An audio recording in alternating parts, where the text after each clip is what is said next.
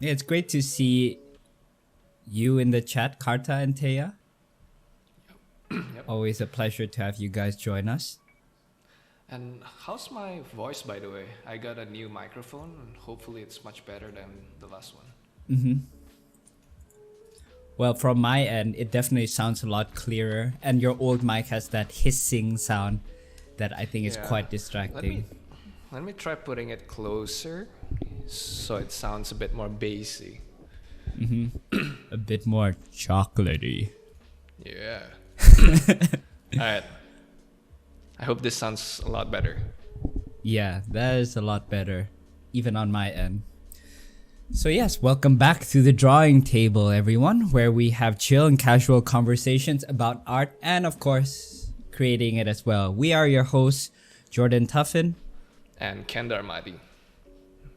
And So, today, what will we be doing today, Ken? Yes. So today we'll be doing a chill session inspired by our last episode with Sheng Lam, where he showed us techniques to brainstorm and getting ideas out of inspirations or references that seem to not make sense or not related to the content that we're trying to create. And Yeah, it was really inspiring though, just to see how he breaks down these seemingly unrelated and uncanny references and to be able to come up with, a sensible design from it. And I think that's something that we're hoping to be able to replicate in this episode as well. For sure. And for this episode, we've compiled a few reference images that we're gonna be sharing on the chat. And our hope is that you guys will join us as we create or as we fail. Well, Well, you know what? Let's put it this way. We'll be experimenting and we can't guarantee Exactly. how the result will turn out. But let's all experiment together. So yes, bring out your pen and paper or whatever medium that you guys choose, and let's experiment together in brainstorming using the design jam technique. And I will per- now be linking in the reference Yeah. sheet in the chat so you guys can have a look at the various assortments of reference images that we compiled for you guys. Yep. And maybe just as a short memory jot for the viewers or for those who didn't actually watch the design jam, let's try to briefly show them what the idea is about. That sounds good. So, here's the reference sheet that I've linked in the chat. So, for those of you guys that have not opened it yet. So, as you can see, we have a bunch of different reference images. They don't have anything in relation to each other. What we've actually done was go on Pinterest and just found anything that really caught our attention.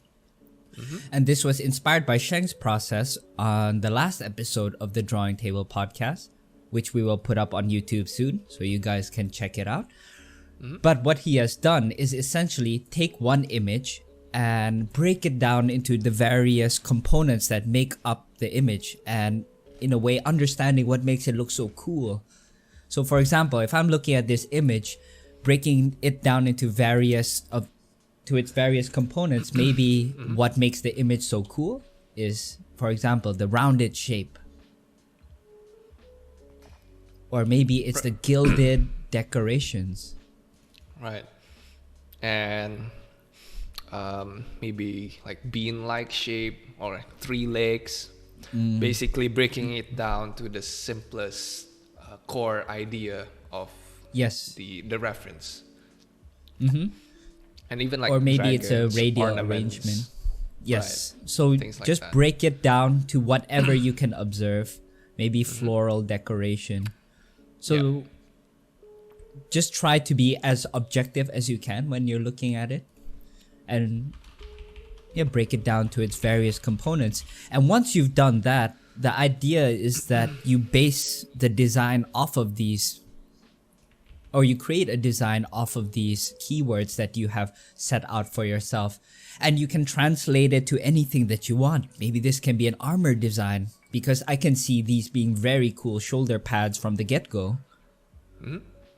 Or maybe it's an architectural design where this is a dome shape, or even a mech design for some of you hard surface lovers out there. Karta. So there are several ways that you can use the reference. One is taking direct shape references, and one is distilling the reference or the image into its basic ideas. Or maybe even materials or patterns or whatever. And whichever method that you guys use, feel free to do it in any way you guys like, or maybe you guys have a different method that you guys usually use, and that's fine as well. But Yeah, you can bash it, paint it, or if you're going to do it the way Ken is doing it for this session, you can do it traditionally. Yeah, so I'll be doing it traditionally, and I hope I don't fail too much. And yeah, at the end of the episode, once it's done, or once you're done with the sketches, we'd really love to see what you guys have accomplished with this method. So please do send post it your up. work to us. Yeah, or on the Facebook group that we've been saying that where people can post up their works, but haven't given them the chance to do so yet. Yeah. So you guys can do it there, or even tag us on Instagram, Facebook, or anything of that sort. And if we gather a few of them, then we can share it on the next episode and see what others think about it as well. So I think that'll be really cool. Let's just make it, a chill design session in a similar way that we would have when you invite a lot of artist friends over at a cafe and just have a similar brief or prompt that we're working on together. Actually, let me put the link on the screen so whoever comes later can see where the link is. Meanwhile, I think that would be a great we idea. Meanwhile, you can start doing it, Jourdan.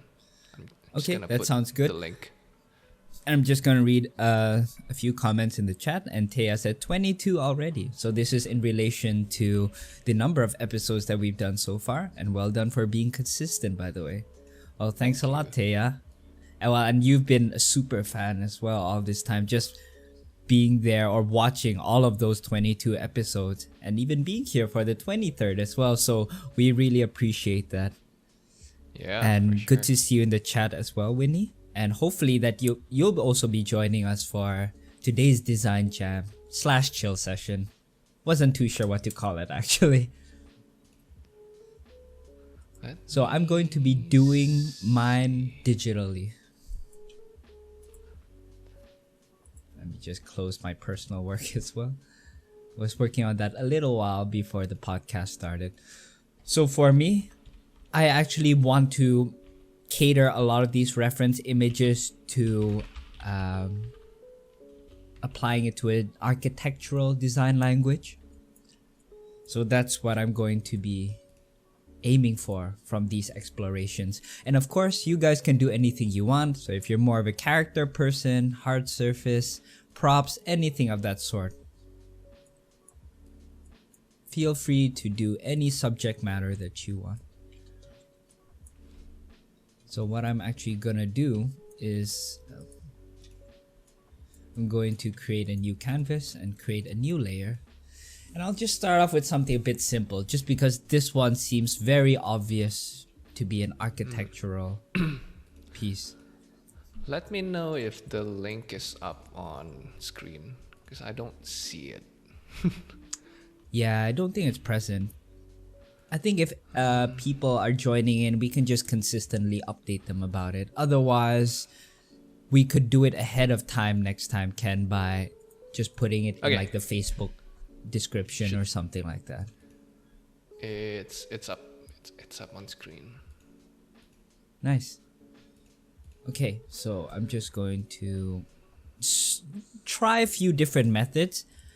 One of the methods that I've actually been using is almost like a photo bash of sorts, but not using the direct result as a finished piece, if that makes sense. So right now I'm just going to be doing it purely by hand. So Gonna I'm going to first set set up. my webcam. All right, that sounds good. I only So have for one me, webcam, so I can't transition smoothly. you should get like a professional setup, Ken. Like all the overhangs.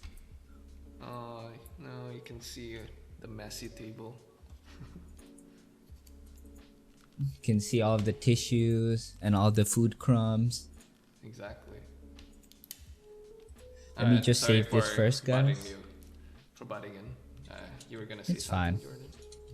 I don't know. What was I gonna say? I'm just saving it first so that in case a crash happens. Oh, Ken and you guys in the chat, have you gotten the new Photoshop CC 2020 yet? Yes, and there's some bugs, or maybe not bugs or features that I hate, and it's breaking my workflow. Are you talking about when you rotate the canvas and zoom? Because I have that ridiculously annoying problem right now. No, talking about when you right click to open up the brush panel, it automatically selects the size window, so you can't press space to shift the canvas. In the previous episode, it doesn't go directly to the text box, so you can click on a brush and then shift and space to move the canvas. But now, once you press space and then start painting, it will show an error box, an error dialog, because the text box will be empty, and it's really annoying. You know what? I can't say that I know because I haven't really experienced it myself. But for me, what's really annoying is that when I rotate the canvas slightly and I zoom, I don't know if you guys can see my cursor, but at a certain angle it's fine. It's zooming to where I'm pointing, but at a certain angle, it doesn't do that. As you can see, I want to zoom at the leg of this pot, but now it's going some... That's really annoying. Oh, it's ridiculously annoying.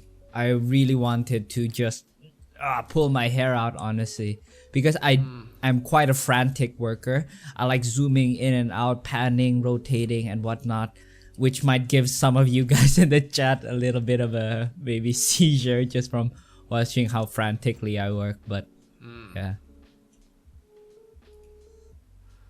So right now I am just taking the reference image quite directly, so making it into a roof shape, because I think it's already very obvious how it would look like as a architecture. So I'm gonna start things off a little bit easier on my end, and I'm gonna use the legs as literal pillars, but maybe just making it feel a little bit more solid.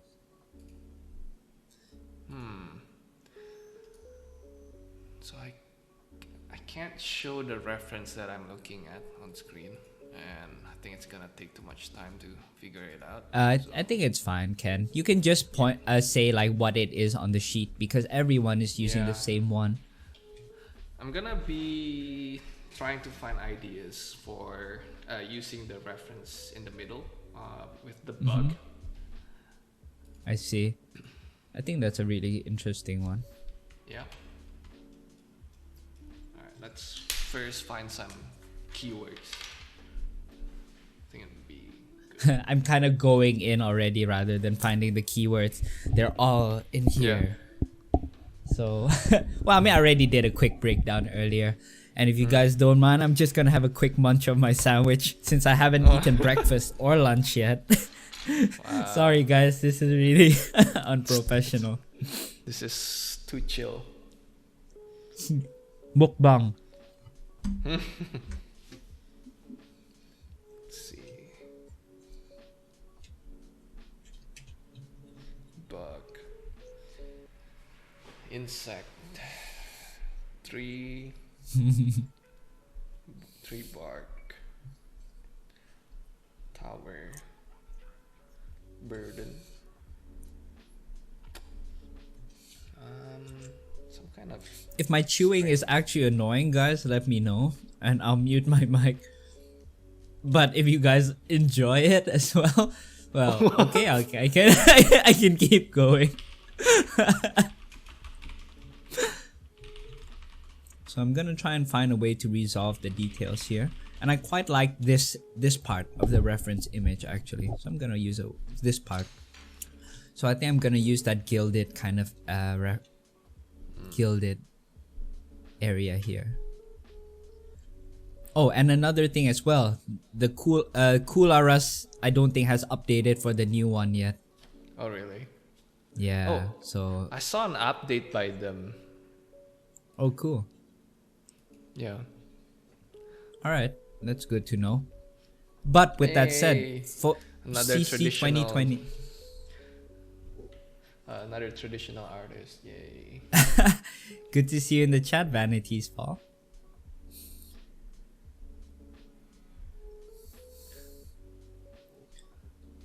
Yeah, I think most people might be sticking to digital, but I could be wrong. Maybe Team Traditional will win out this time. Yeah, But we someone's can gotta. have a fight. Maybe Yeah. you should design a monster or a character or a mech. Then it's like the left Oh, versus the right. it would actually be really cool, and if you can imagine it, Ken, like Yeah. making one coherent IP, you know, like somehow trying to make all of the reference images gel together. I think that could be a real challenge, you know. Oh yeah. And Winnie is going for mixed media, so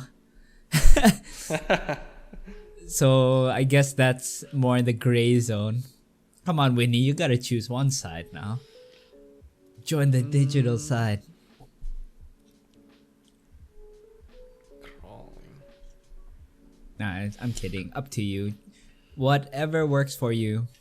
If you want to do a paper mache or clay sculpt, I would be perfectly fine with that. Actually, more than perfectly fine. I'd be really excited to see someone do like a paper mache concept.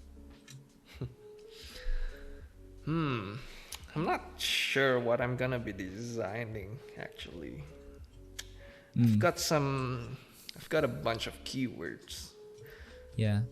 I think what's I'm not interesting with I'm not like Sheng where he has a topic that he is really good at, like Mac design or sci-fi design. So I'm thinking, do you have any ideas, Jourdan?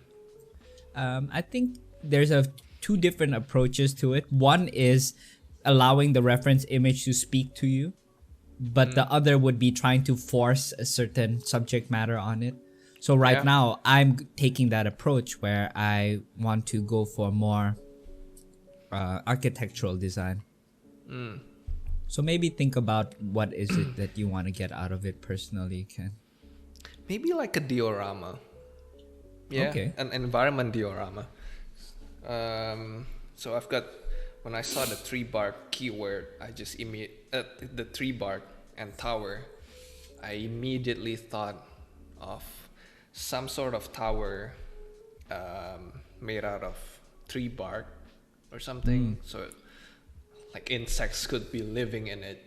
So it's like a kingdom of insects, somewhat. Ah, that's cool. Could be interesting. Yeah. That's cool. I like that. Yeah. But I probably need more references. But let's wing it this time. Yeah, and you already have an insect there, so just stick to Just the gonna current base- insect. Yeah, I'm just gonna base the design language from the reference. Yeah. I think the best way to see this process actually is more of a brainstorming stage. Later on, when it comes to the refining stage, that's when we can bring in a lot more references to resolve some problems that we're experiencing. Because if we're trying to juggle all of that at once, I think that's when it becomes less expressive and kind of defeats the purpose of the practice. It's more about the minimalist kind of approach. And I think that's where a lot of strong designs come in. Is the purity of the design. Let me move the shadow of the cable out of the way. It's kind of bothering me. What do you think of that, Ken? The idea of purity of design. I think that could make an interesting topic of discussion. Nah, it's too cliche. Blah. Come on, man. Could you explain a bit more of what you mean by purity As of in, like, design? purity of design, something that has very clear and bold influences rather than something that's so diluted, I suppose. Like, for example, in this exploration stage, maybe just sticking to 1 or 2 or 3 maximum references for the influences. Do you think that will generate a stronger design, or not necessarily the case? You know, recently I've been thinking about using like other artwork as reference or inspirations, right? And I think it's totally fine if you're conscious of what you're looking at. So you're only referencing them as some kind of a guide of what's been done before, so you can try to surpass the design idea that another person has done. So I think if you're an expert enough, I think it's fine to use whatever kind of method that works for you. But maybe for someone that's just starting out, I think it's better to have just enough amount of references so that you don't get too bogged down by the number or too pressured by the number of images that you're seeing on screen at once. So maybe it's good to limit the number of references to a certain degree. I see. I think. What do you think? I personally like to draw a cooking analogy for this sort of thing. I really do believe that the best dishes that I have tend to have a very bold sophistication about it. And what I mean is that by using the minimum amount of ingredients, it creates that bold and easily distinguishable flavor. But due to the skill that's being used to prepare it, it feels complex at the same time. Just because they're able to extract the most out of whatever ingredients that they have. So my idea of a perfect dish is like the sushi, just because it's so simple, but it really is about the craftsmanship and how you use the ingredients. You give the same ingredients to a novice versus someone that's a master sushi chef. The master sushi chef will be able to create, just absolute masterpiece out of it. Whereas you can give the best sashimi to a novice and they'll butcher it somehow. I think it can go both ways, If It can. a master chef is given limitless, maybe not limitless, but a number of ingredients that they have to use, I'm pretty sure that they can figure out how to combine them all into one cohesive food, But I get the feeling that they would still limit themselves to a certain amount. I could be wrong. You Chef Jourdan. Yeah, that's the thing. I could be wrong. That's what I'm saying. But I tend to find that my favorite dishes are actually quite simple by nature, not ones that are overly Fried rice, done. dumplings. Yeah, pretty much. Yeah, in any case, sorry to make you hungry, Winnie, but yeah, that's my point of view. Both approaches can work because you have different cuisines that use a shit ton of spices, so like Indonesian cuisine, which I love. But then on the other hand, you have something that's more simple like Japanese cuisine, which I really love and is personally my favorite cuisine actually. So, yeah. Wait, what, Indonesian? I do think no. That's second. My first is Japanese. Oh. Sorry, Indonesia. Such a weeb. Hey, says the guy that's been to Japan more times than I have. But yeah, that's my thoughts. And I think it can go a bunch of different ways, of course. But I'm starting to appreciate purity and simplicity and boldness much more now. Because making the most with the least, I think, is one of the hardest. I always forget about this word, but I think the highest achievement that you could possibly aim for in creativity.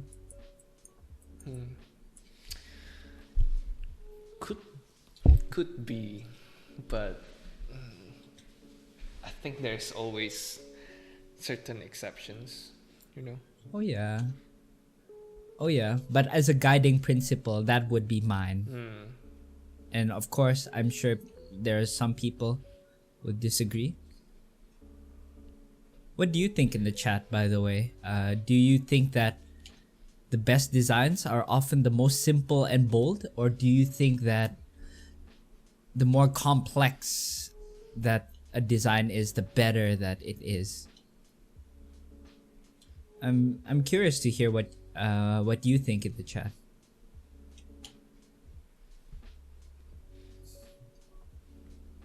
And Vanity's Fall says there is beauty in simplicity. Yes, I completely agree with that. Yep. I don't disagree with that.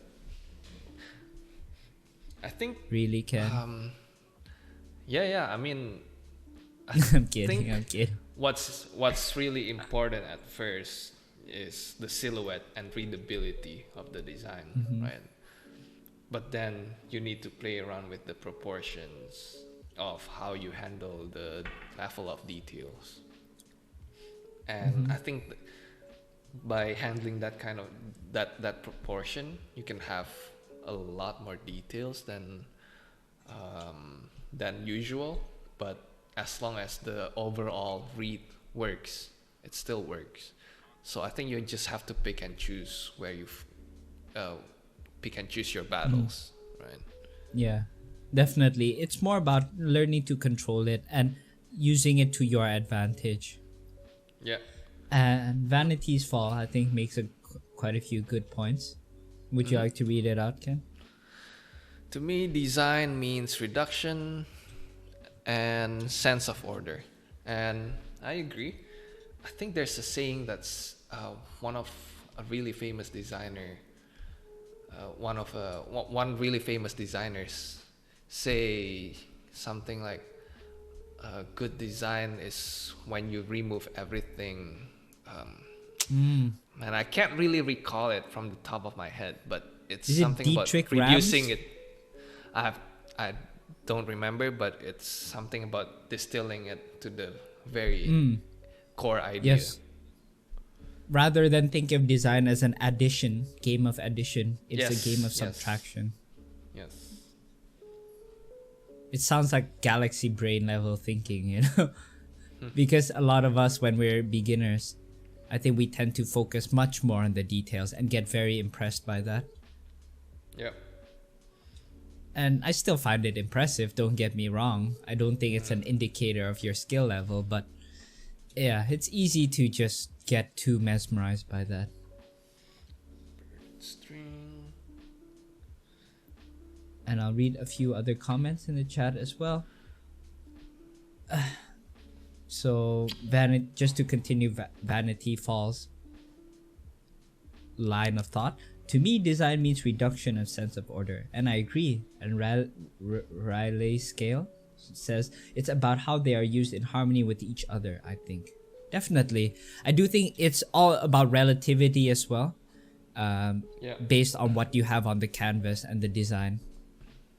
So there's no, like, of course, clear cut measurement of what is too much detail or too many references and things like that. It really does depend on the design itself. And Winnie says, I'm actually coming up with the wildest ideas I produce. And that's great. I'm really excited to see what you come up with, Winnie. For sure. And just to go back to our work for a bit, right now I'm playing with proportions of the area that's been built by these insects. And let me see what you've done. Oh, nice. This one, that's very interesting.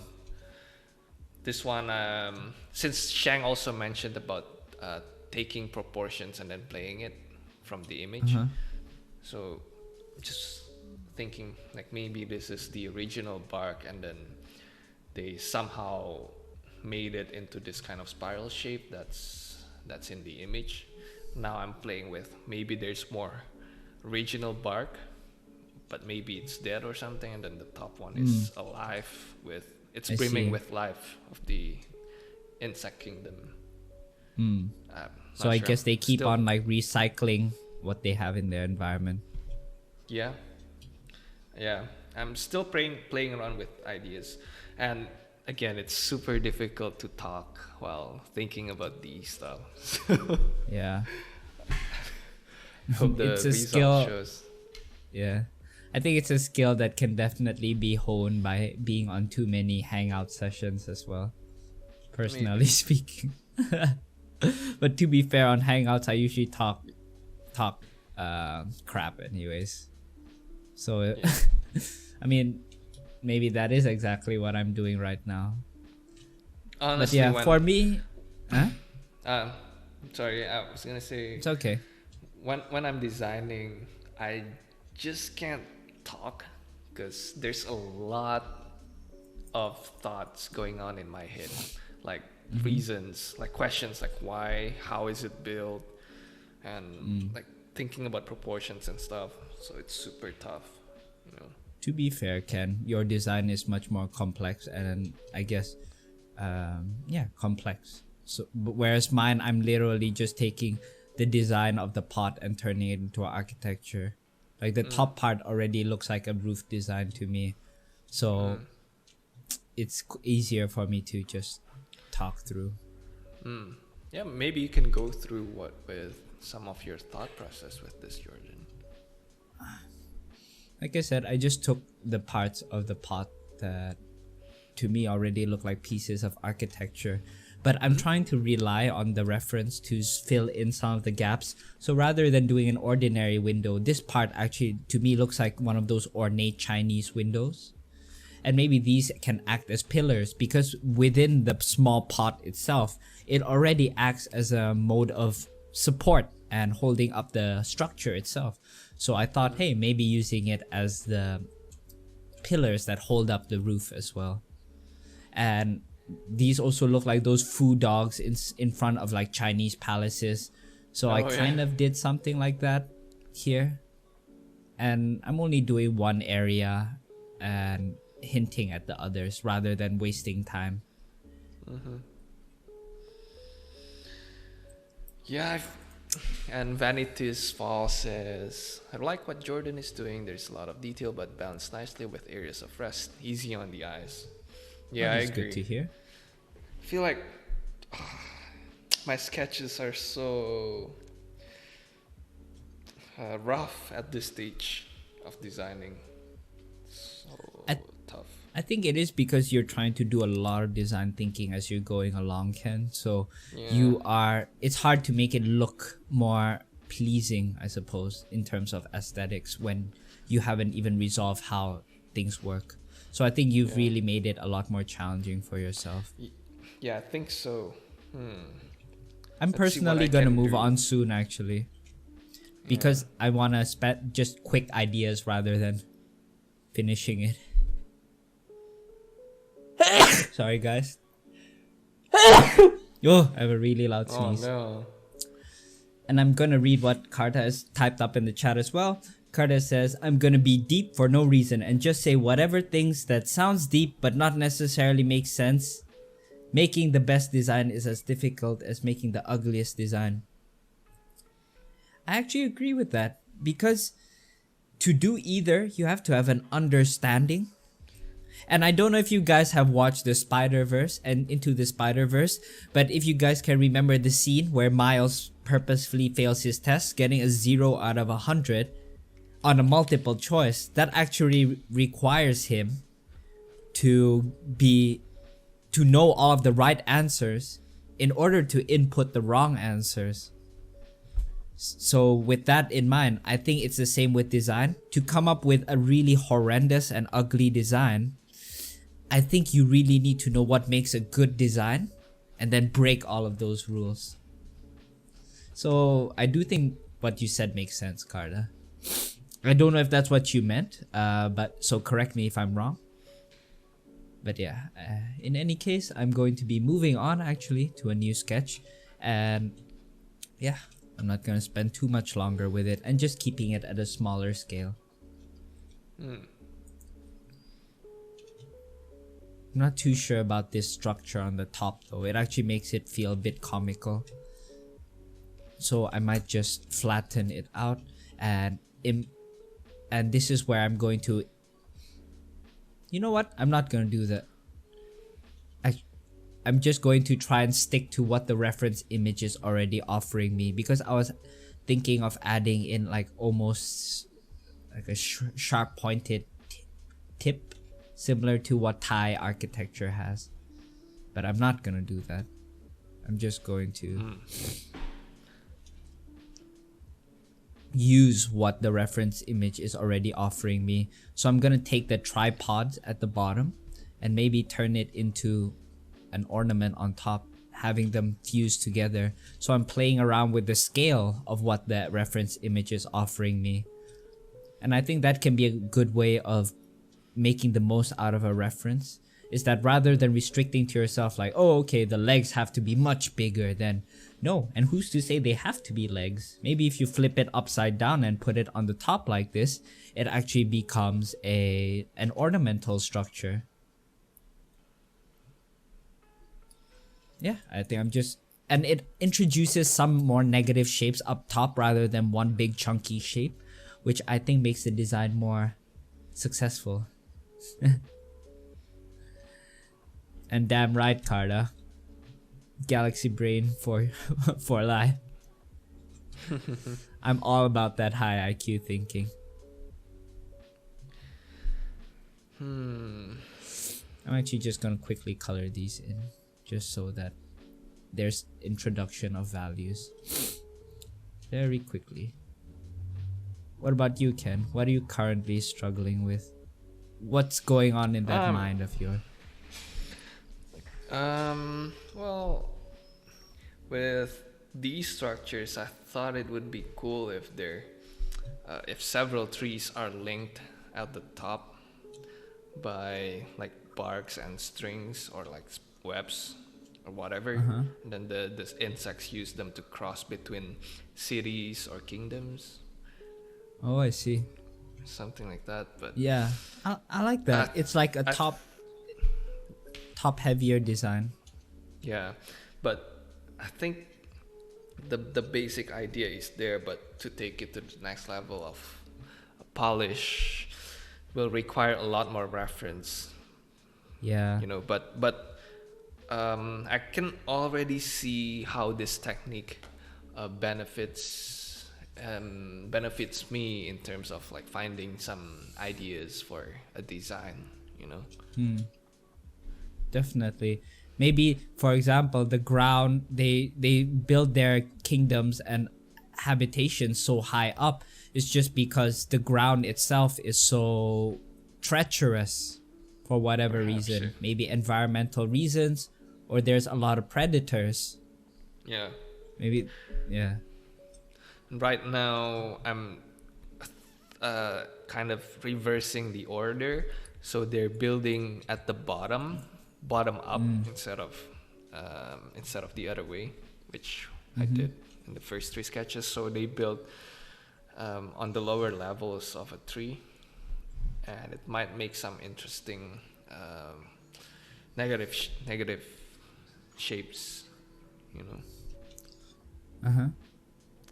But yeah, that's just playing around with ideas.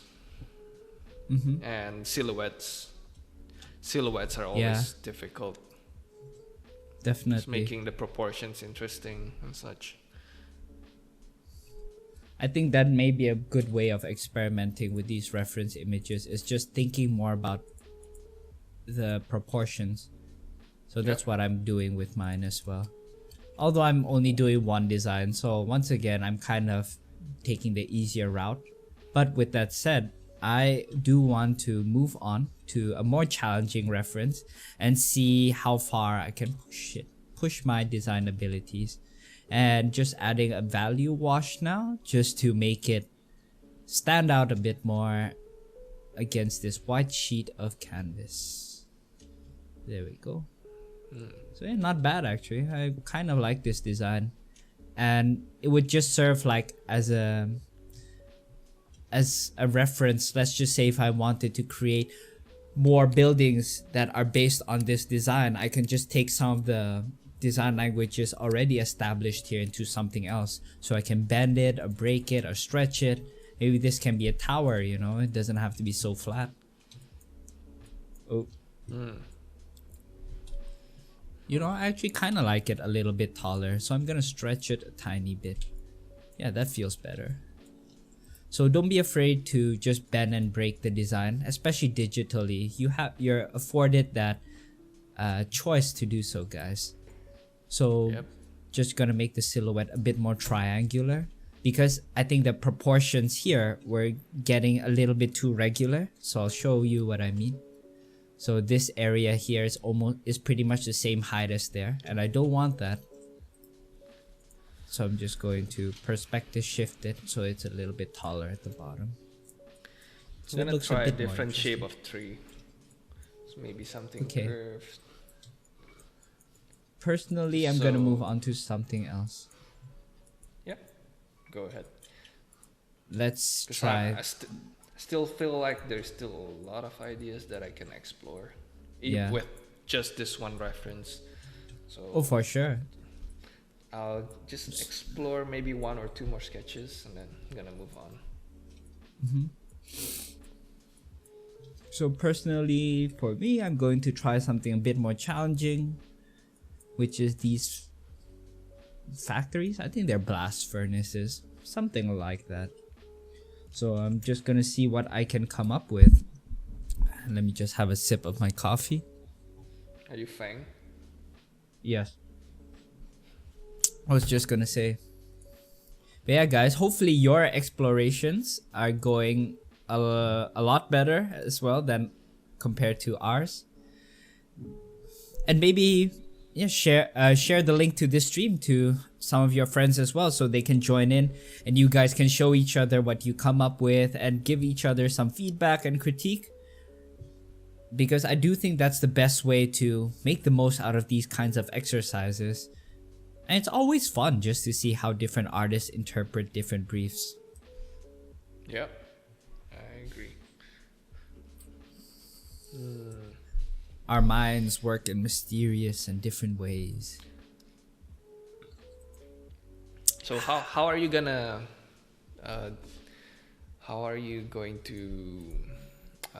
get the keywords from this image, Jourdan?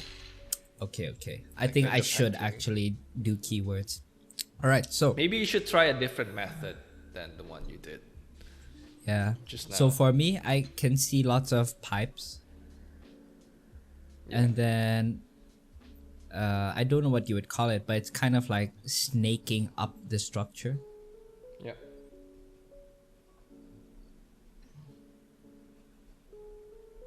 Structure, and I can see lots of walkways and ladders. Ooh. Oh, something is clicking in my brain. And then I can see these things up the top. So, pulleys? I don't know, guys. I don't know what it is. And still more dome structures. Maybe chimney. Rust. I see a lot of rust. Abandon. Well, I mean, that's something obvious, right? And then metal. A concert stage. Yeah. That's the thing. Like, I don't feel like doing something modern. I just want to go like fantasy all the way. But this is cool. This is cool, guys. I'm gonna try a different method this time. So I'm gonna experiment with my kit bash kind of method recently. So I'll show you how I do it, and let's see what I can come up from it. Whitney says in the chat, I'm making transparent amber earrings with prawn's head. Hey, that's really cool. I would have never thought about that actually. And that's the image that I'm gonna try last because it's so out there and crazy. Oh shoot, I have feather. On my... Kind of liking this idea where the dead tree has holes in it under the insect. They're building like a hive through the holes, or like biting the holes, and then inserting like tree barks or branches, so it makes like this kind of intersection between It's really the nice, holes. I think it could look really interesting visually if I explore it a bit more. Yeah, I think you can even go crazier with the branch shapes, because right now you're sticking to more conventional trees. Yeah. So maybe if you make it a lot more twisted and fantastical looking, you can create more feeling and mood from it even. And of course, just for more interesting silhouette in general. Yeah. And I feel like I have to separate the process to the basics. Like, first step, exploring the idea, and then the second step, exploring the silhouette. And then the next step is trying to figure out the design. Like, I can't do everything all at once. What about you, Jourdan? I agree. I completely agree. And that's something that I've been experiencing with my studio work and also my personal project, where I'm designing more complex designs. Yeah. And when I'm trying to do everything at once, like the mood, the perspective, the design language, the mechanisms, all of that at once, it becomes overwhelming to the point that I get a little bit paralyzed and I don't know what to focus on. And it's when I broke it down, like you said, Ken, into different aspects and different phases of the design, it became a lot more manageable. And it's even easier for the client to give feedback on. So that's a interesting thing that I've also discovered recently. Yeah.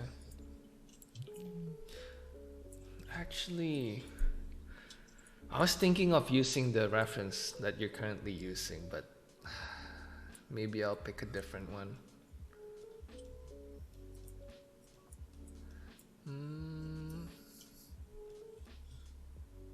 Maybe the vacuum cleaner. The vacuum cleaner is the one at the bottom right, the last one, the last image. So it's got. I'm gonna try to use the reference a bit more directly this time, like what Jourdan did with his first idea sketch. Ooh, this is interesting, Ken. Yeah. It looks like that octopus village hut that you're doing. Oh no. Yeah, oh no. Yeah, actually, but I want to try now breaking the silhouette a bit, so maybe putting some of these structures out on the side. So with this kit bashi, photo bashi workflow, I'm just really focusing more on the feel rather than perspective. So going back to the tip that I said earlier, I'm not focusing on different aspects like perspective right now. I don't really care about it. It's just more about getting that mood.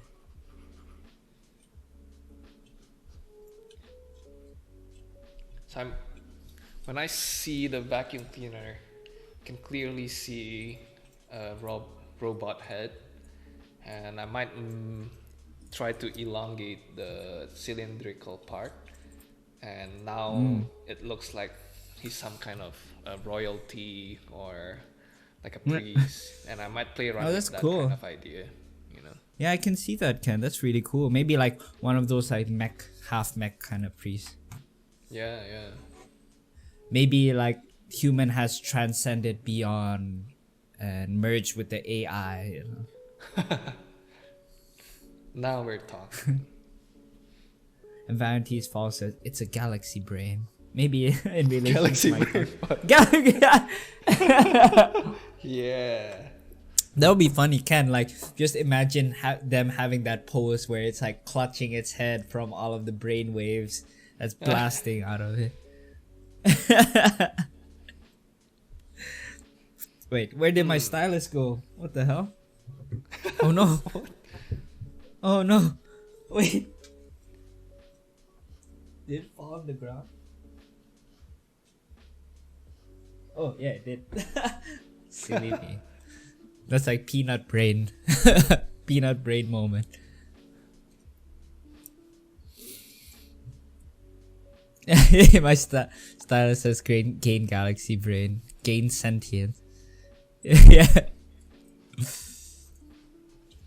Yeah, I might use that idea. This bot is just unleashing 100% of his brain cells. Oh, and by the way, guys, one quick way to generate a cool design is the idea of just symmetrical designs. Sometimes just taking something and then just flipping it and mirroring it, you'll get some pretty interesting shapes from it. And once you want wait, let me rephrase that. Once you've gotten something cool out of it, you can then introduce a symmetry. Or you can still keep it symmetrical, of course. Do you use the symmetry feature in Photoshop often? No, never. No? Why? No. I don't know, it seems a bit annoying.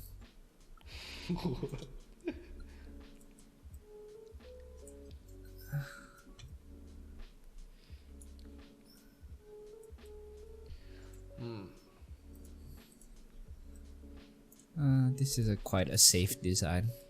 Almost looks like a fort. Yeah. Kinda like it actually.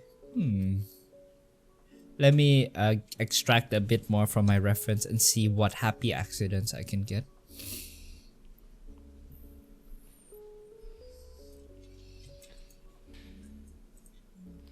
So as you can see, I'm really not caring about the cleanliness of the selection. I'm really just focusing on the feeling. Yeah. So maybe at the bottom part there's some walkways just to break up the curves. Oh, come on. And I actually like the fact that this middle area looks like a big door.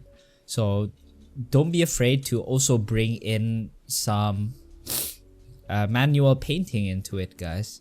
There's nothing stopping you from just using manual painting to help support or generate your design. And I think being quite pure in your design exploration methods can often stifle it. What do you think, Ken? I agree. Oh my gosh, this would be so cool. So I'm gonna take this, flip it upside down, just so I get that bottom bit of information. So it looks like eyes. I want to make this look like eyes. Or maybe not eyes, but even big windows. Ventilations that look like eyes. It's Right, almost like Howl's Moving reusing- Castle. Oh yeah, you're right. What are you gonna say, Ken? Sorry. Reusing elements from the original reference, like the handle. I'm using that as some sort of collarbone for the robot.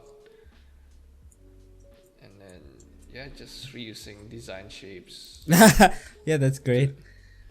and force the idea. I think this goes back to what we were talking about earlier, Ken. You making the most with the least.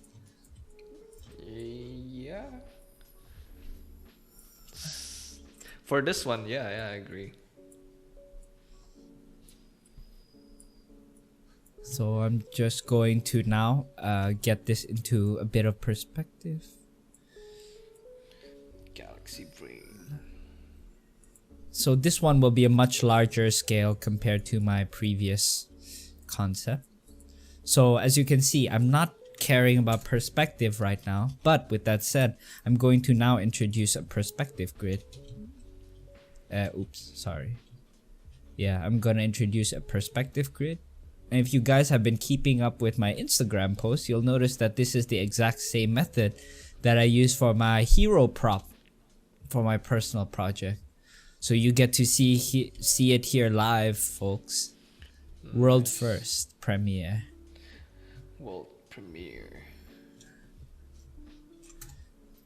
So, cylindrical stuff always gives me a lot of pain, though. I hate drawing cylinders and like spheres in perspective. Yeah. So I'm not. So how's everyone's sketches coming along, by the way? Give us an update.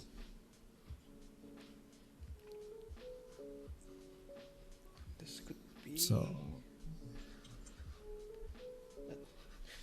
the front part could be a belt, and then at the bottom part, some kind of tech rope, some sort. oh, nice.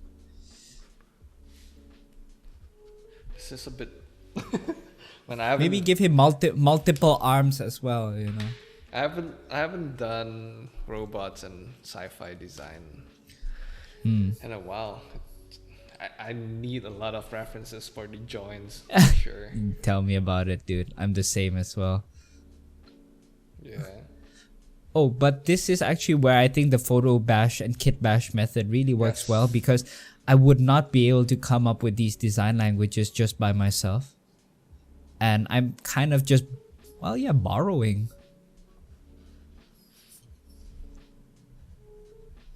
So this allows me to become creative by interpreting the reference without actually being a slave to it, if that makes sense. Because if I'm copying one for one, then the design wouldn't be very unique. So I'm seeing the reference through the lens of my own tastes and all of my design preferences. Maybe you can give it a try after this, Ken. I'm gonna. Well, what? How do I do it? Did you- in Oh traditional- yeah, yeah. Print it, and then you cut out the the paper Wow. into little pieces. I'm gonna hide my mistakes by using a brush pen. Parts that I don't know, just black them out. Oh man. Sorry for all the this. sniffling, guys. I'll try and reduce it. It's just my nose is a tiny bit runny. The weather's been colder here recently.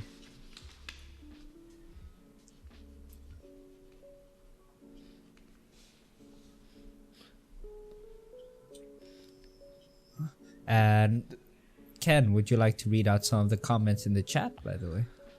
It's on the screen, man. Well, I've been reading them out. No, I mean it's on the screen.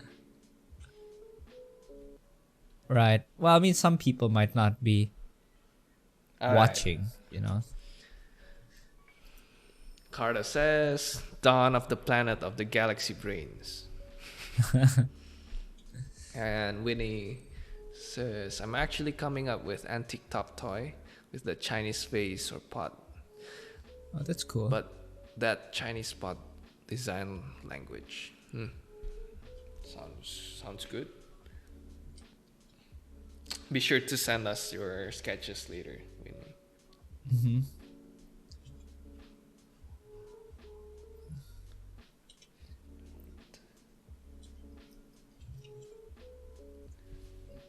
I'm just flipping it. And I realized that if this was probably constructed in 3D, the shapes wouldn't be able to be like this. But I'm just more for the design mood.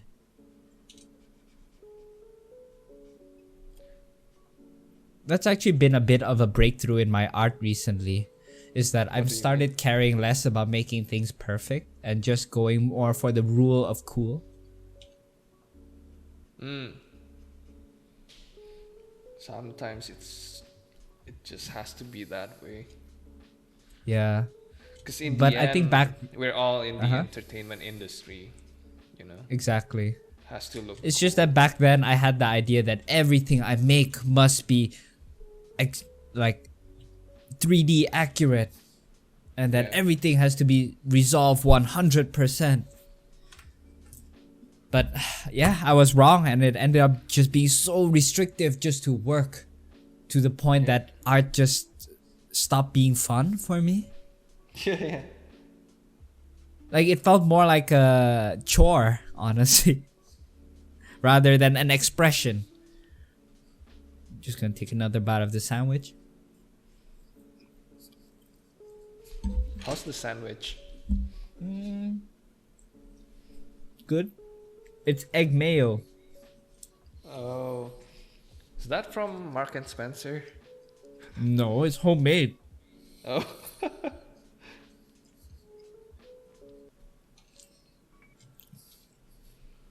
I can't afford Marks and Spencer. I'm a Tesco boy. Ah.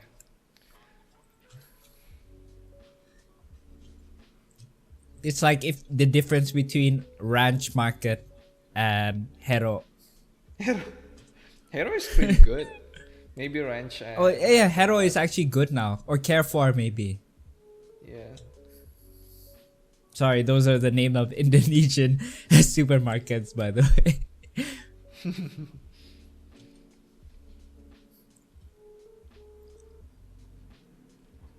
And which is where Ken currently is and where I was before. And right now I'm in Newcastle in the UK.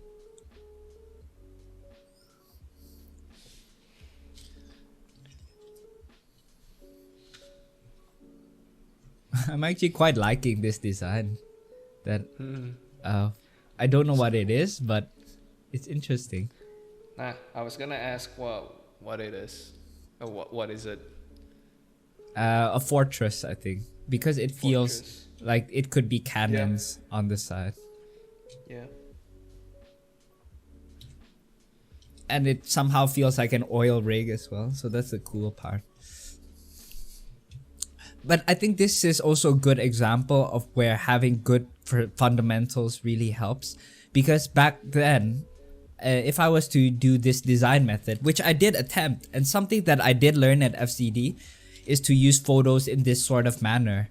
But the problem is, because I wasn't confident in my ability to sketch, that, for example, seeing this part where the perspective isn't in order, I would have absolutely no clue how to translate it. To the point that I just dismissed this method, thinking that, okay, it's just not for me. Whereas it's not that it's not for me, it's just that my skills at that point were not good enough for the method. Yeah. So I think it's a good thing to sometimes revisit some old techniques that may have been a little bit difficult for you, and maybe now it'll be something that you really enjoy. And this is actually one of my primary modes of exploration right now. What do you think of that, Ken? Yeah. Completely agree with how Photo Bash. It's not so simple that you can just do it. You need to have some kind of fundamentals to be able to make sense of what you just bashed. Yeah. And But I think hopefully that's oh, sorry, Ken. Sorry to I think, interrupt. no, it's okay. I think that's the mistake of, or like there's like a general consensus that says that photo bashing is easy and you should paint everything. I think it's wrong, because it's not that easy that everyone can use it. You still need to have the knowledge of forms, so that you're not, as you mentioned, being slaves to the photos or the references. I think put it Or this at way, least bad to make photo sense. bash. Yeah. Yeah. Sorry. No, at least to make sense of what you're doing, at least. I Sorry, think go bad ahead. photo bashing is easy because you are essentially just letting the photo do the work for you. But Yeah. this, if you gave this photo, just telling someone that has no art experience, take this photo, you can photo bash, do whatever you want, come up with a unique and interesting design, that I don't think they'll be able to do so. Whereas if you just, maybe if the design brief was just, oh, create a factory, and someone literally just photo bashed this and put in a color gradient and a different sky and a few brush strokes, then that's bad photo bashing in my opinion, because you are not allowing your design sense to show through in that case. You're just letting the photo realism be the highlight and the selling point of that image. Whereas for me, I'm trying to offer much more with this image. Yes. So I think that is definitely an interesting topic of discussion, like photo bashing. Like, is it cheating, or what makes good photo bashing and what makes bad photo bashing? Because I have quite a few friends I have at work that heavily photo bash, but they do it in a way that you can't recognize the source image, and it looks very well integrated to the point that you don't even realize that it's been done by photos anymore. Mm-hmm. It requires a certain finesse to be able to photo I bash completely nicely. agree. Yeah. So if people dare say that photo bash is easy and it takes no skill, then I'll be right here, to give them a firm slap. Spank. Yeah, good spanking.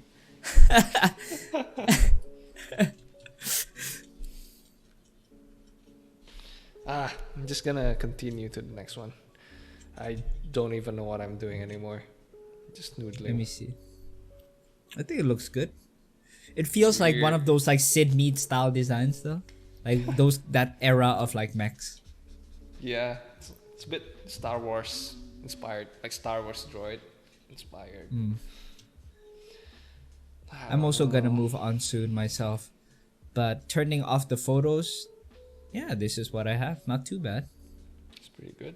It's quite interesting actually. I might just finish it off, because I don't typically do these kinds of hard surface or like non-fantasy architecture design. So it'll be nice to just finish this off, I think. Yep. Maybe I'll add in a few doors or pipes.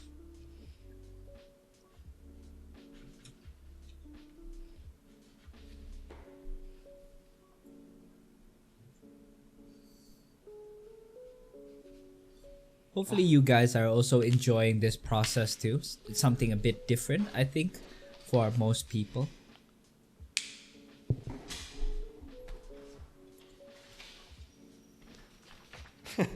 And what? Something interesting. So I have this sketchbook, and my original plan was to draw on it, and it's a new one, right? And then it says sketch pad, and it's becoming a literal sketch pad while I'm using like single paper to draw on top of it.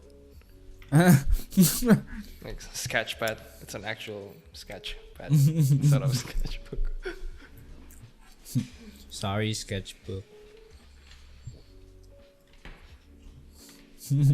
Carter says, you know what, Ken? I'm gonna make a vacuum head robot, but Imperial China. What? I don't get it. What? Chinese inspired, I guess. What the?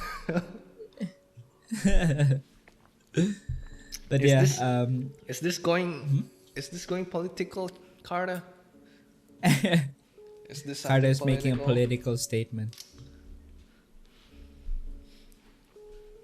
Politimex.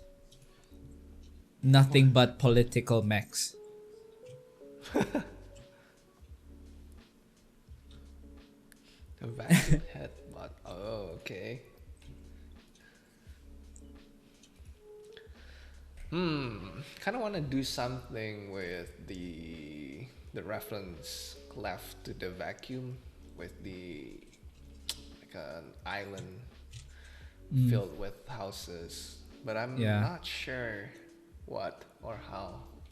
Maybe indulge in a bit of fantasy architecture as well, Ken. I mean, you're quite good Maybe. at those too. I feel like I don't have a specialty, you know? Your specialty is everything. That's why. Oh. Okay, let's read a few comments in the chat since Ken won't do it. Okay, sure. I'll read it. um, Rayleigh Scale says China number one. No, Taiwan number one. Hong Kong number two. Okay. And then Carter, no, that face, man, come on. And that prawn is like a dragon head. The prawn? Dragon head? Yeah, with the prawn, whiskers. the prawn hands. Demonetized. Oh shit. We were never monetized in the first place. Got him. Yeah.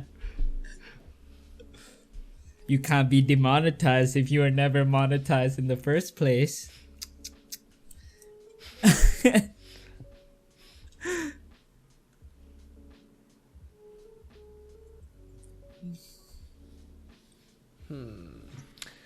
Let's see.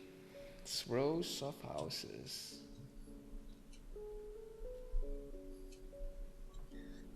Alright, and let's see.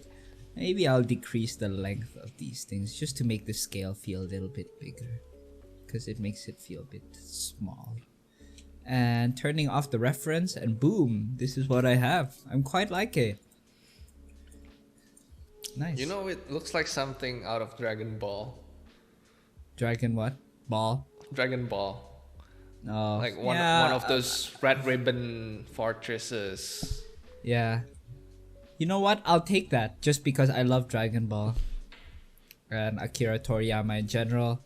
And it's no secret by now, I think, for regular drawing table podcast viewers that I love Dragon Quest. Dragon's Ball. Yeah. Dragon Balls. Dragon Balls. Yeah.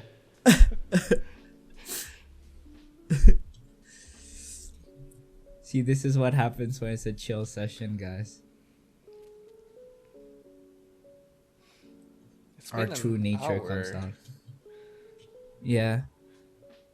An hour and 10 minutes. A bit more. Yep. Yeah, so we'll give it around 20 more minutes, guys. And then we'll be moving on to Q&A session. And as usual, the artwork of the week segment. Yeah. Mangami says, just visit the stream and what I hear is Dragon's Ball. Well, you've come in at the best time of the stream, Mangami. And it's good to have you here in the chat, man. And for those who are new, or who just came in. Or yeah, just joined. We have the link. We have the link of the reference board up on the screen. And I'm just gonna paste it here as well. So the idea is that for this stream, guys, we have shared a single sheet of reference images that everyone can have a look at, and the idea is that we each interpret them and come up with our own designs from it. So to put it up on the screen, my Photoshop's frozen. Oh no. Oh no, there we go. So this is the reference sheet, and based off of the process of the last guest that we had on the podcast, Sheng Lam, he showed us how to create and extract designs from the most uncanny and unlikely of references. So if you'd like to join in as well, Mangami, we'd love to see what you can come up with. And from the factory image, so just a recap, the factory image, this is what I've come up with.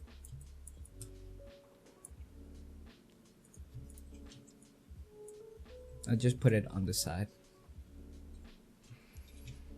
And I'm just refining it a bit. Since I like it quite a bit, I might just finish it off later. Maybe. No promises. Since I've been quite occupied with my own personal projects lately. But it's really nice right now just to take a little bit of time off and just do a design that's fun for fun. Not really thinking too much about meeting client expectations, or even something that's portfolio worthy. It's just for fun. I think that's so important to do. And I appreciate personal work much, much more the further I go into my career now, actually. Yeah. And that's just what we were talking about before the stream. What do I do? Maybe I think I'm just gonna do a small prop this time. Okay. See what I can come up with from I'm gonna try the prawn's head after the this, houses. actually.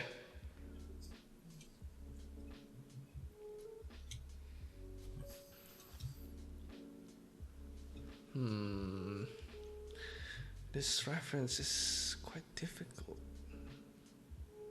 Oh, the houses. Yeah, I have no idea what to make. Port.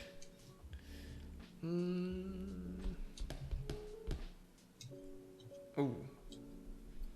Okay. This is also a cool trick that I've learned from Darren Bacon. So if you set a smudge brush to 100% strength, you can shift some pixels around. And that can be a great way to suggest some details. That's a sparse technique. Oh, whatever. Well, he probably learned it from... Spar. Darren Bacon probably learned it from Spar. But yeah, it's something that I've been using quite a bit lately. Well, time to time. It's not that all designs require this method. But it just helps me add some complexity without actually doing much, you know? Almost like accidental shapes. I'm gonna start with the brush pen immediately, just to have a different explore a different method in the hopes that I can come up with something more interesting than starting with a pen. It's kind of like changing brushes or using a different technique. Yeah. Let's see. Sometimes changing up the method can just be as effective as finding a new reference in a way. Because if you try it with a different method, you might get different results, you know? Yep.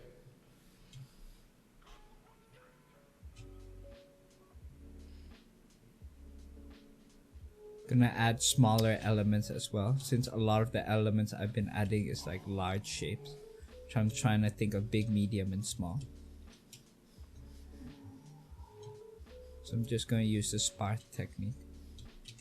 Sorry, Darren Bacon.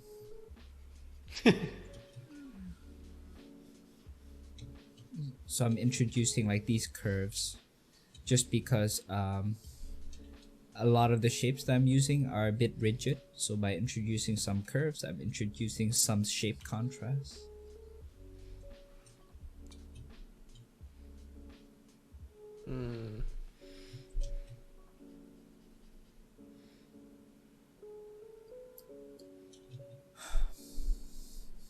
A part of me is tempted to just like paint this already, but I think that's kind of gonna defeat the purpose of this design jam, so I won't. But yeah, It's a chill I'll session, man. Do whatever you want. True. Rows of houses. Maybe I'll ask the chat. So chat, would you like to see me color this in? So maybe to see how I can finish a design off? Or would you prefer me tackle a new reference image? Maybe the prawn heads.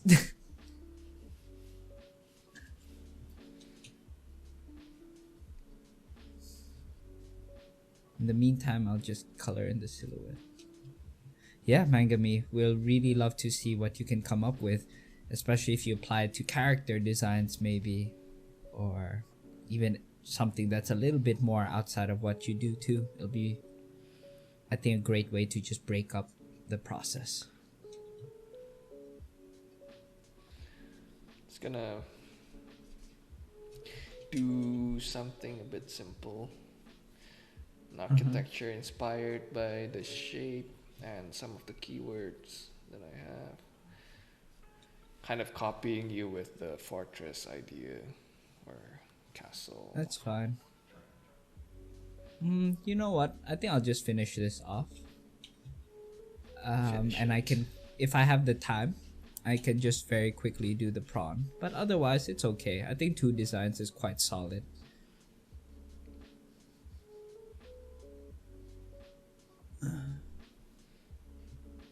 And I can show you how I directly go from the photo base as well, because that will provide me with a lot of information that I don't have to create from scratch.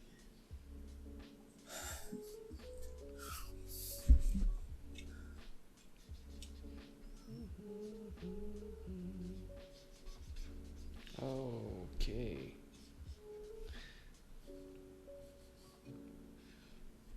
There we go, just a quick mask. Alright, so what I'm gonna do right now is clip the old reference that I traced over into the image. And as you can see, it's half done. Shut up! So what I'm gonna do is that I'm going to go to, let's give it a go. I'm going to go to filter, noise, and go to median. Just to really simplify the value structure. Maybe set it to 8. Yep, there we go. I actually really like how some there's like blue. Maybe it can be like electricity, you know, sparking.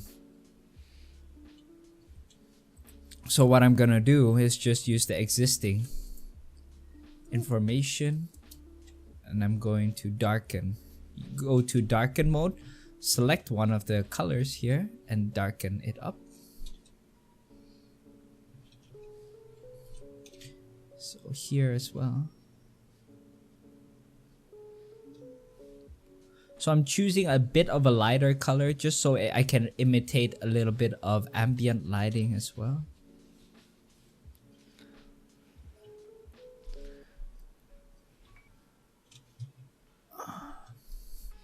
Okay, I think I have something quite interesting in terms of the shape. Let me see.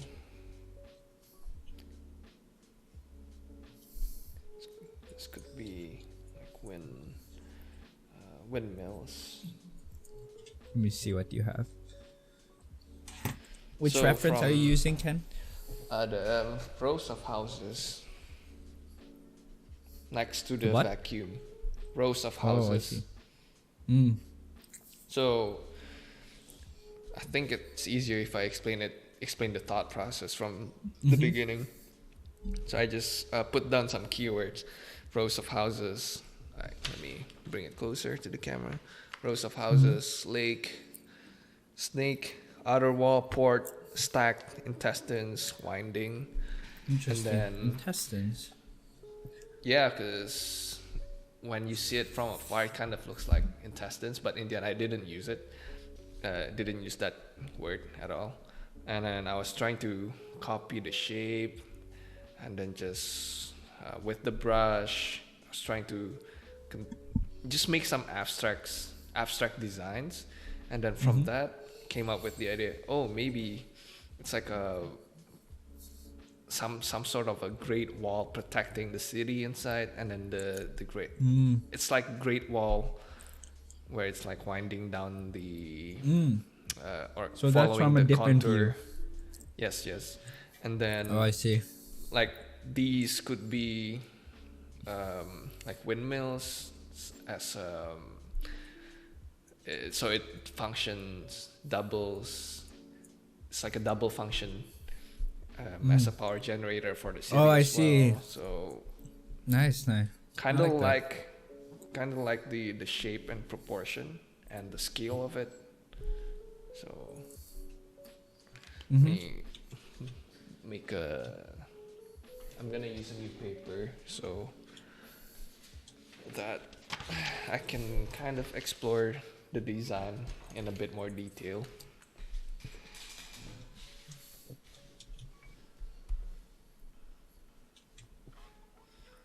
I'm just coloring in my design. Yeah. And lately I've been using a brush that alters the colors every time I stroke it on. So it's basically a normal brush set with color dynamics. And I think it helps just introduce some extra detail density just to imitate the noise that you would see in real life. It looks a bit dark right now, but I think it's because it's starkly contrasted by the background, the white background that I have right now.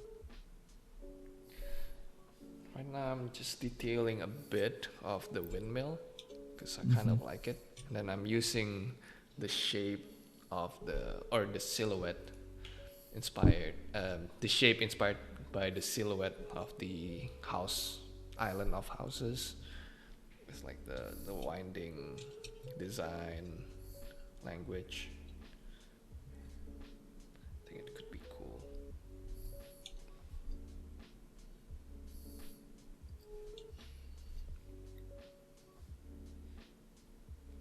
Let's wrap this one up in 2 minutes, Jourdan.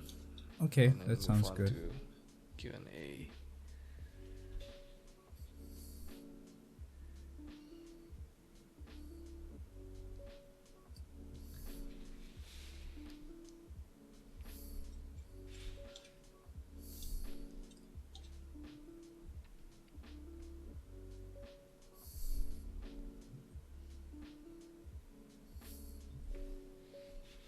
I like it. I like it. It's really nice.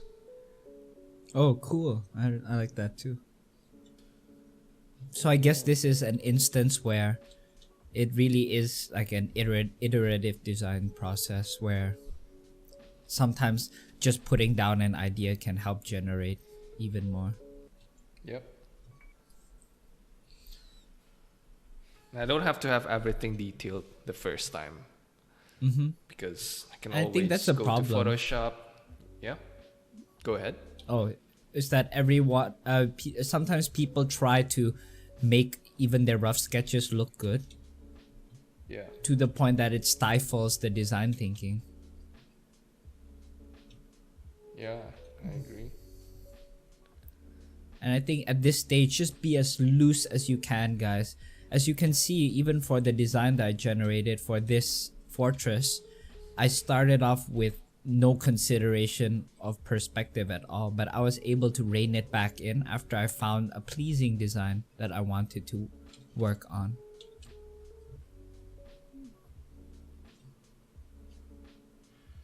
And Winnie says, actually, I find the kit bash method to mess around with the shapes really helpful. Glad to hear that, Winnie.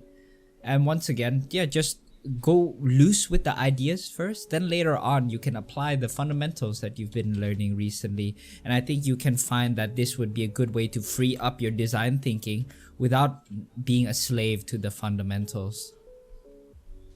Yeah. Which is a big problem that I had. And it's been 2 minutes now, so we are opening up the Q&A session. So if anyone has any questions whatsoever relating to today's topic or anything at all, please feel free to leave them in the chat. We're just gonna In the keep on drawing. Yeah, in the meantime. But if we don't have any questions, then we can move on to Art of the week. yes. Oh, I like this design language. It's nice. Me too. That's really cool. I think. Yeah. That's nice. You know, one thing I'm starting to believe in more is that in order to come up It's with a good Jesus. design, well, no, besides that, is actually in order to come up with a design that can surprise other people, you must first be able to surprise yourself first. What are your thoughts on that, Ken? Do you think that is true? Yeah, I think, I mean, I believe if you feel strongly about the design, and for example, this design, I'm quite surprised that I was able to come up with it. I think other people will find it interesting as well. Uh-huh. And so I completely agree with what you said. Mm-hmm. Oh, and we have a question from Vanity's phone. Okay. Okay, so the question is, Oh. Go ahead. I'm wondering if you enjoyed this process for its ability to take you out of a comfort zone. Would you enjoy staying longer in it? And yes, definitely. It actually forces me to come up with, to first of all, deal with references that I might normally avoid or dismiss. Like, for example, I might not look at pottery for inspiration for architecture, or for some of the practices that I've been doing at lunchtime at work, I've been looking at jellyfish for architecture inspiration. But if I've just been so stubborn in thinking that, oh, in order to come up with new architecture design language, I must look at other architecture. So if that's the case, then I think I would have stayed too much in my comfort zone and limited myself. Yep. And in terms of the process itself, it's the same as well. It actually forces me to experiment because it takes a while for you to see a design that could actually work. And sometimes it might not work the first time around, like what Ken has been doing with his current piece. But after working around with it for a while, you're starting to find something of value in it, right, Ken? Yeah, completely agree. But I think getting out of the comfort zone is good when you're starting out. But once you get into the details, you have to bring back references that have like more utility or more direct references of the usage or the function of the design. So I think there's a place for everything, you know. Yeah. And I think it would be good to stay out of the comfort zone at first and then come back to your comfort zone to make sure that you're able to finish the design. I think it's a matter of changing mindsets. It's all. Yeah. So there's moments when you need to challenge yourself. So that's usually in the instances where you want to come up with something fresh, you know. But there's moments where you need to, well, rein it back to a functional design, especially if you're working with a client and maybe you need to put on, you know, a hat that allows you to make the design that you have into something that is more functional or appealing. And I think this technique is perhaps a bit more useful on your personal projects instead of client work. Because with client work, there's deadline and then there's almost no room to fail. But I would even argue that that could be what the client might be looking for, is that it's a really unique design as well. Really depends on the project, obviously. Yeah.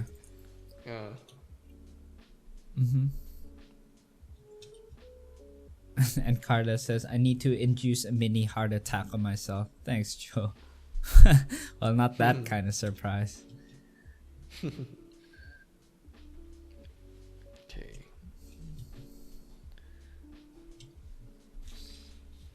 So I'm also just gonna quickly finish up this colors, a rough color. So it's just more about the approximate feel right now and just getting the forms reading correctly.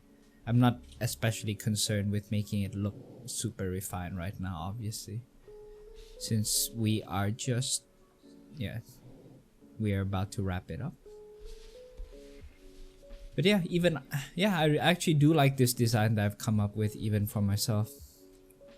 So this is one of those instances where I've been able to surprise even myself, because I came in with absolutely no idea of how this would turn out. So which design do you like most, Jourdan? The pot I've only done this one. The pot one is something more of what I would do by myself anyways. It's still cool. I think if I finished it off and actually elaborated it to become more than just a single hut, it could be really nice. But this one Right. wins out by default just because I've allowed it to grow to a more massive scale. And yeah, it's not a fair contest, I think.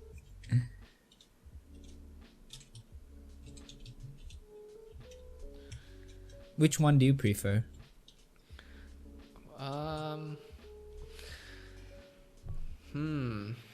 I kind of like the ornamental design of the left one, the first one. But I think the second one is something that you rarely do, so there's merit to it. Yeah. You know, maybe I think one thing you can try to do, might come a bit too late, is to different play with the proportion just a bit more. With Right now it's like this, the one that you're working on. So right now it feels like it's equal thirds between the bass, yeah, like that's the true. segments, you know. That's true. Very true. So just to show you guys where I started, so this is just with the pure photos and then me defining the forms a bit more. And I think a few material breaks can also benefit this piece as well. So it's not all just pure rust. Pure But it's rust. okay. I'll just leave it as it is. Just add a color dodge just to help it stand out a bit more. Color dodge. Okay, so yeah, You'll give this, Carda these are nightmares. yeah. That's the mini we heart haven't attack. we haven't forgotten Carda. So yeah, what you want to talk a bit more about your design, Ken, before we move on to the artwork of the week? Sure. Not sure what to talk about really. I kind of explained everything just now, but oh, maybe I can just explain a bit more detail of what I've been doing. Because this is more of a side view. I'm trying to extend the drawing to show as the architecture curves around like that, so I can show more of what it looks like from the front. And then a lot of the details are inspired by the shape of the island itself. The reference image. Do you have the reference, by the way? Can you put it up on screen just for a bit?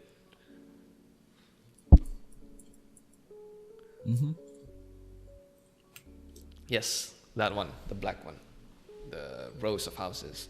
Because you see it's like a winding, and then it's got this kind of shape language all over the place. So I'm trying to repeat that design language, this kind of design language as ornaments, you know. Very nice. I like that touch. And with this, with the keyword of snake, I'm also adding S curves to almost everything, just to give it a bit more, what do you call it?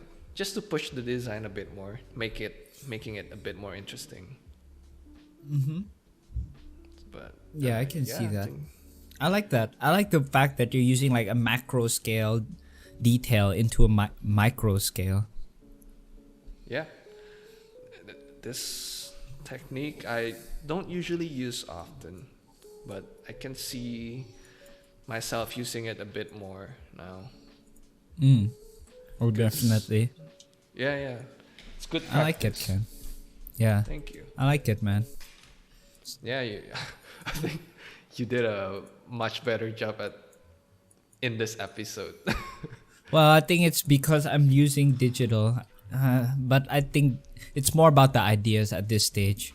And I do really like the windmill design, and even the Galaxy Brain Bot, I think has a nice Can show it design language again. to it. Oh, yeah. Just And- recap, I oh. think, for the guys. Right. There we go. I like it. I really do. This is the bot that came from the vacuum reference.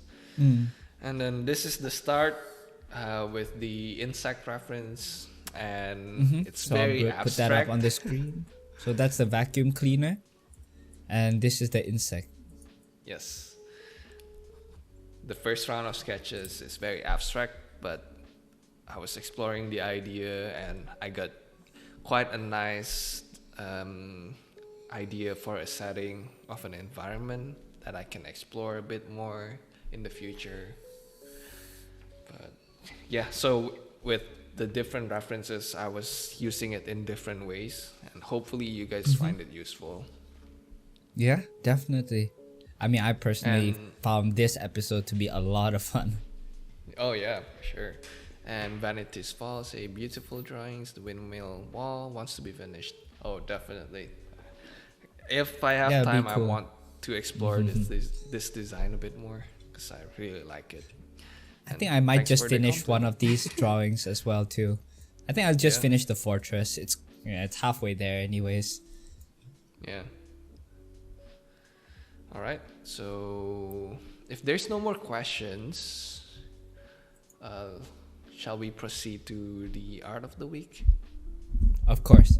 Yes. So let's move on to the artwork of the week segment. A segment of the podcast where we share some artwork that have left an impression of us, not of us, on us. Or yeah, that we found to be really cool. So let me just pull mine up first. I can share it. This back. So this is the artwork that I've chosen. And I think most of you have probably seen the artwork drop that Six More Vodka Studio has done after the announcement of Legends of Runeterra that Riot has made for their 10th anniversary just a few weeks ago. And personally, I think that this really pushes the storytelling that I think a lot of works for Riot are quite famous for. But it's mostly just been restricted to splash art all of this time. So for me, just to see it in a more cinematic feel, almost like a screen cap out of an animation, really allows them to tell a more natural story than something that looks like it's posed in a studio. Hold on, let me solo your screen so people can see it better.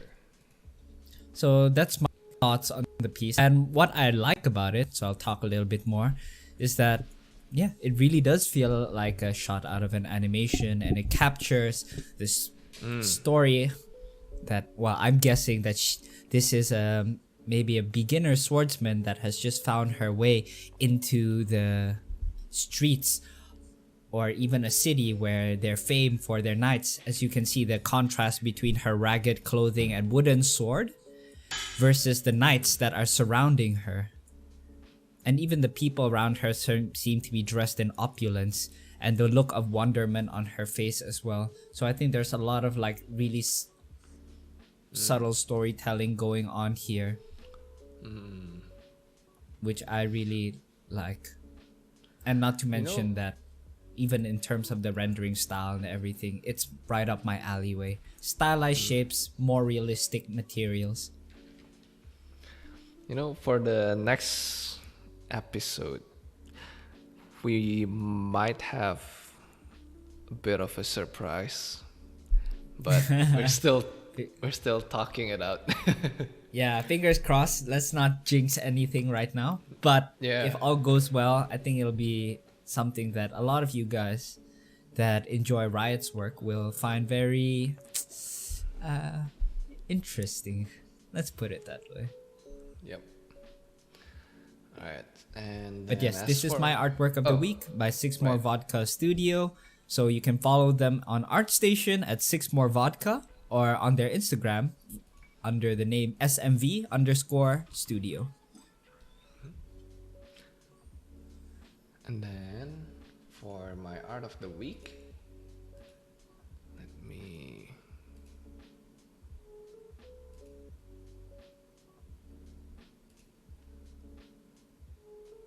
All right. So this is my artwork of the week by I'm not gonna try to pronounce his first name. Girot. I have no idea. Van Dyke. game. And really love his Inktober's. It shows a level of mastery and craftsmanship that I haven't seen in a while, really. It's just the way that he renders or show the emotion of this person, which is the character from Vagrant Story.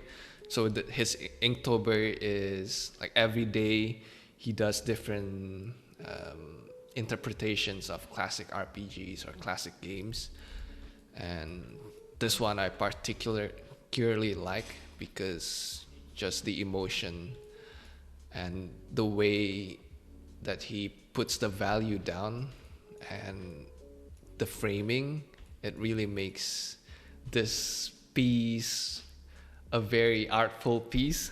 I'm not sure if that's even a word or if it makes sense. I just can't really describe it. Yes, it's done traditionally. I think with some values added later in Photoshop, but all of the doesn't matter. A lot of it is done traditionally. So much skill. So good. Yeah. I can't really say much because I feel like this image is just perfect. It's so good. And yeah, that's it for the art of the week. And I will link Gerod's work as well, so you guys can follow him. But yes, that wraps up the artwork of the week for this episode. And before that, Karda has actually submitted to us his Chinese Imperial vacuum bot. So I will. Yes. Let's put it So up. I will. Yep. So here it is, guys. Oh, you have it? And it's really awesome. I really like the addition of those Chinese ornaments, Yes. or at least patterns on the bots. You know, it looks like the Changxi, the zombie, the jumping zombie. Oh, right. And it looks like there's like a rodent here that's tucked away. I don't know if that's intentional, Karta. Rodent? Let me show you. It looks like a rat. A Chinese rat. Which one? Here. If you look at my screen. Yeah. Nice. Oh, and Winnie has submitted her drawing too. Ooh, this is awesome as well. Nice. I'll also put it up on my screen. So Winnie has done 2 designs, taking one of the prawn heads and literally making it into an accessory. I think that's really cool. I really like the way that... I like that it looks like a fishing hook and then with the prawn attached to it. Oh, yes. Really nice. That's awesome. And yeah, it looks like you also experimented with the more photobashi approach as well. And yeah, it's a simple prop, but it's really cool just to see all of those more intricate ornaments on it. So I think that in itself can be a selling point, you know. Maybe it's the spinning top of like an imperial It's an family. ancient Beyblade. Ancient Beyblade, yeah. Or that.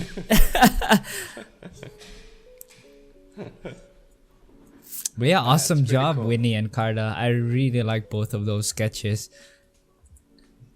So if you guys as well have any other sketches that you are going to be doing in your own time and would like to share with us, don't forget to do it on our Drawing Table podcast group, or you can tag us on our social media and using the hashtag TDT. TDT chill session.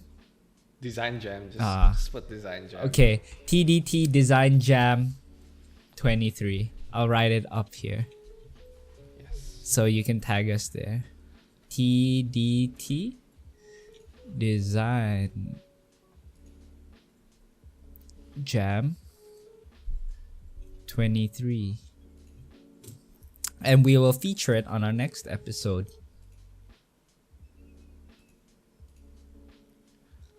But yeah, if there's no more submissions, then let us wrap up today's episode. I think it's been a really fun one, and I personally enjoyed it a lot. And I really love seeing everyone else's sketches as well. Thanks for doing it along with us, Winnie and Carter. Yeah, we really appreciate it. And if you guys would like more of these kinds of episodes, do let us know as well in the chat right now or in the comments section.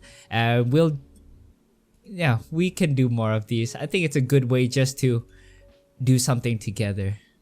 I think this kind of mini design jam sessions are really fun. But be sure to look forward to the bigger design jams as well. Yeah. All right. So yes. thank you so much for watching the episode today, guys, and participating in the chat and being here with us. We really appreciate it as always. And if you find this episode helpful or entertaining to you, please share it with someone else that you think will find it the same way as well. Just so you can share it with them, share the love too, and it would help us out a lot in growing our channel. And I've also posted a link to our Facebook group, the Drawing Table Podcast group, and you can join it. Please join it and post your drawings that you've done today, and like Jourdan said, we'll feature it on the next episode. Yes, and also Carta and Whitney, I know you posted in the chat, but I think it'll be great if you guys can post it in the group too, so that people can directly see it even though they didn't watch the episode live. And of course, follow us on Instagram and Facebook for updates on upcoming content, on YouTube to watch our previous episodes, and of course on Twitch to catch future episodes live. There. Now it's on my screen. Yes, thank you, Ken. We'll also put it up in the description as always. And we will see you on the next drawing table, guys. Thank you so much once again for joining us, and take care, everyone. All right. Thank you so much, guys. Bye-bye. All right, see you guys.